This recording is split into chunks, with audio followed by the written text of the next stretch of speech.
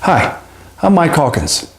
Companies, organizations, and government agencies make significant investments in leadership development. Yet leadership performance continues to set new lows.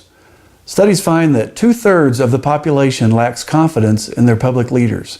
3/4 of the population thinks corporate corruption continues to increase.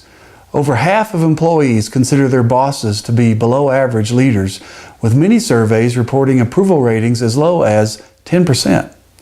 2 out of 3 employees are seriously considering leaving the organizations.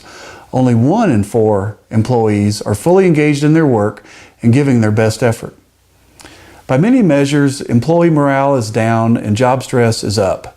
It wasn't long ago that adrenal fatigue and fibromyalgia weren't in the business lexicon. In the home, statistics aren't much better. Parenting studies find that parents aren't parenting. Many children grow up with only one parent who is often unable to provide the leadership children need. It's not a coincidence that over half of the inmates in state correctional institutions are from single-parent households. Is it just me, or are these statistics truly alarming? Have people become so conditioned to mediocre leadership that it has become acceptable?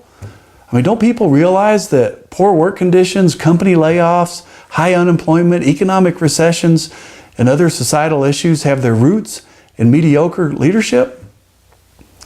Perhaps we need to rethink leadership development and how leadership traits are cultivated.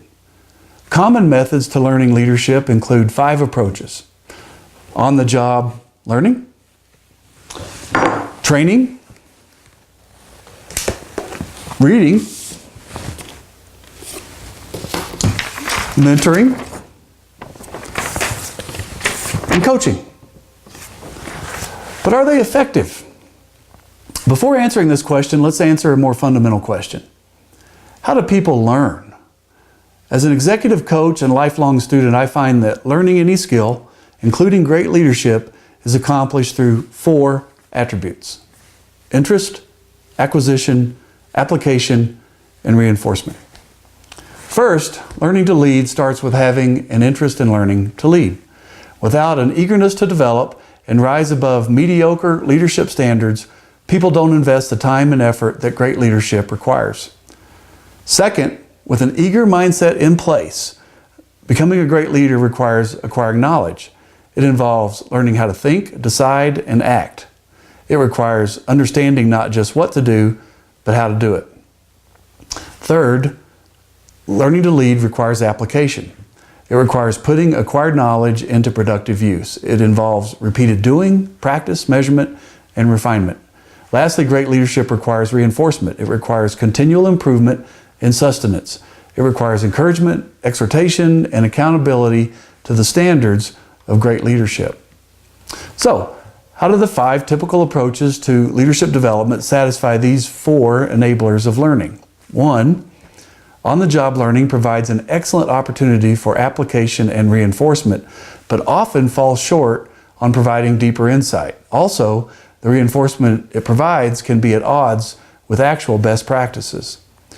Training, when based on expert content and delivered by skilled trainers, provides the insight but falls short on application and ongoing reinforcement. It also does little to stimulate interest in becoming a great leader.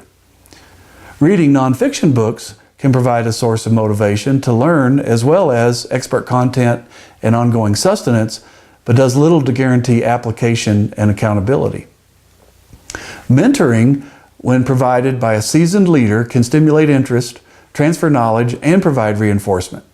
However, mentoring doesn't guarantee application as it generally lacks accountability. That leaves coaching.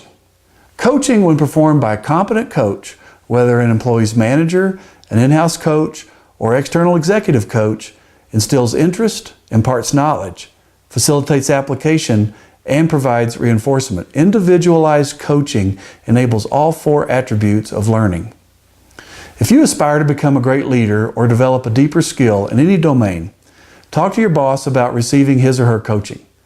Ask your boss to facilitate your learning, help track your learning progress, and provide ongoing reinforcement. If available, inquire about augmenting your boss's coaching with an in-house or external coach. If you are in a position to help others become great leaders, Adopt a coaching approach to leadership. Give significant attention to developing the attitudes and behaviors associated with great leadership.